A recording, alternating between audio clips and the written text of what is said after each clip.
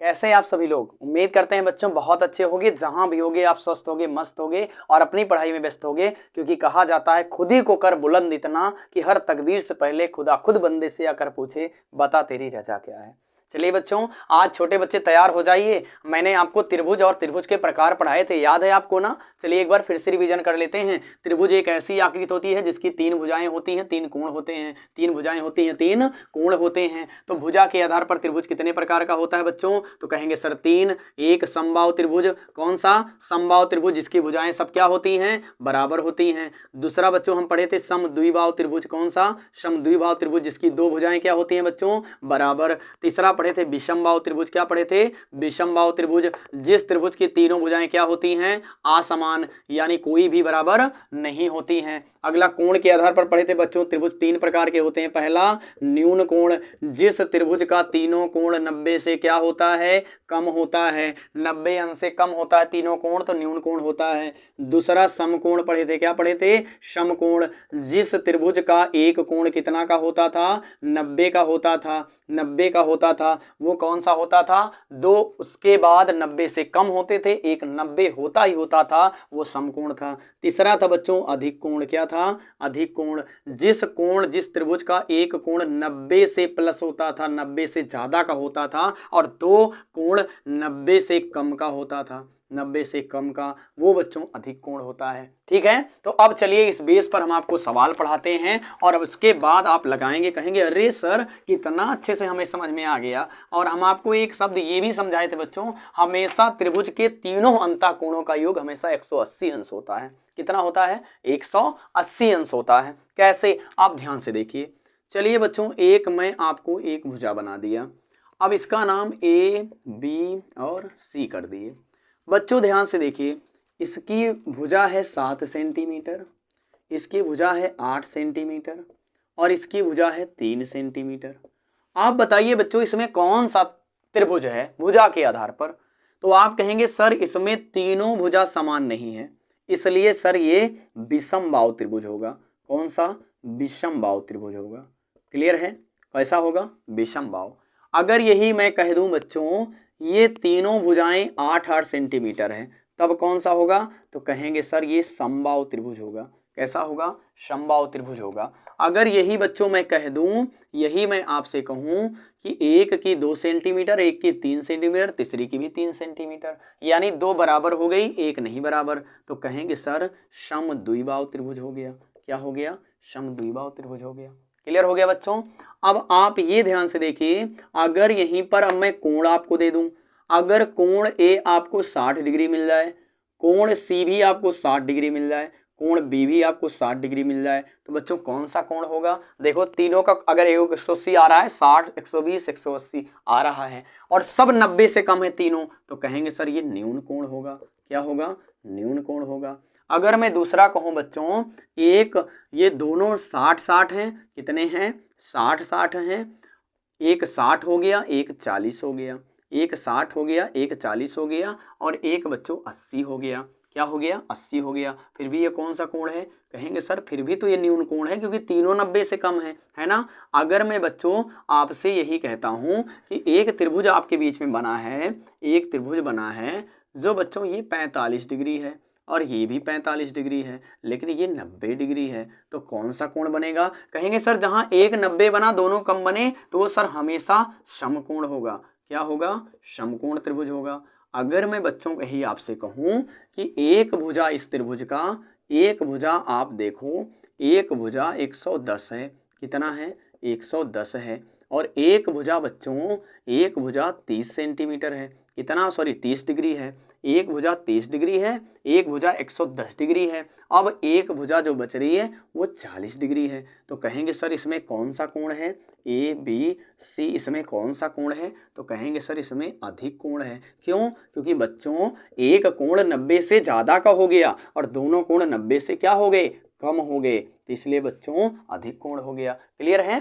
देखिए बच्चों, अब हम एक सवाल को पढ़ते हैं, बहुत अच्छा सवाल है। कह रहा एक त्रिभुज के दो कोण क्रमशः 50 डिग्री तथा 60 डिग्री हों तथा तीसरा, तो फिर तीसरा कोण बताइए और कोण का नाम भी बताइए। तो चलो एक मैं त्रिभुज बना लेता हूं, एक मैंने त्रिभुज बना लिया और मैं इसका नाम दे देता हूं ए, बी और सी। अब ये कहा है बच्चों एक दो कोण का मान दिया है, एक 50 एक 60, कोई भी एक 50 कर दो, एक 60 कर दो, यानी दो का मान दे दिया, आपसे तीसरे का मान पूछ रहा है। क्या आप सभी को पता है त्रिभुज के तीनों कोणों का योग कितना होता है? 180। तो पहला कोण धन दूसरा कोण धन दूसरा कोण धन तीसरा कोण बराबर मिलके कितना होता है? 180। ये हमेशा आपको याद रहना चाहिए, तीनों का योग कितना होता है? 180। पहले की जगह पे 50 रखिए, धन दूसरे की जगह पे 60 रखिए, धन तीसरे की जगह पे तीसरा ही लिख दीजिए, बराबर 180 के। अब 60 और 50 को जोड़ लीजिए, 110 डिग्री। अब धन तीसरा कोण और बराबर 180। अब तीसरा को इधर ही रहने दीजिए, आप 180 डिग्री को, और 110 इधर प्लस में, उधर जाएगा तो माइनस में हो जाएगा। 180 से 110 आप निकालोगे तो बच्चों कितना बचेगा? कहेंगे सर 70 डिग्री बचेगा। यही तीसरा कोण हो जाएगा 70 डिग्री। आप अपने दिमाग से सोचो, 50 60 110 होता है, 110 में कितना जोड़ें कि 180 हो जाए? तो कहेंगे सर 70 जोड़ें। लगाने का तरीका ये है, लेकिन अंदाज से लगाने का तरीका यही है। चलो एक ऐसे ही सवाल देखो, मान लीजिए एक कोण 30 डिग्री है और एक कोण बच्चों 80 डिग्री है। चलो अब बताओ तीसरा कोण क्या होगा? तीसरा कोण क्या होगा? जल्दी बताओ, आप ऐसे ही बताओ। ए बी सी, एक 30 डिग्री दूसरा 80 डिग्री, तीसरा क्या होगा?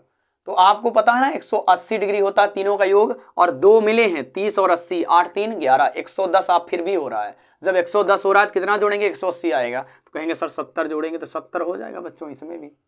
ठीक है, तीनों को जोड़ो 180 आएगा, तीनों को, इसमें भी इसमें भी। हमेशा त्रिभुज के तीनों कोणों का योग हमेशा बच्चों कितना होता है? कहेंगे सर 180 होता है। कि एक ऐसा त्रिभुज बना हुआ है जिसका तीनों कोण समान है, वो कौन सा कोण होगा? अगर बोले कि एक त्रिभुज के तीनों कोण समान है, तीनों कोण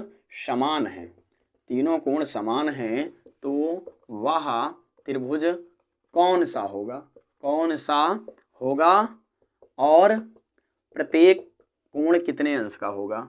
और प्रत्येक कोण कितने अंश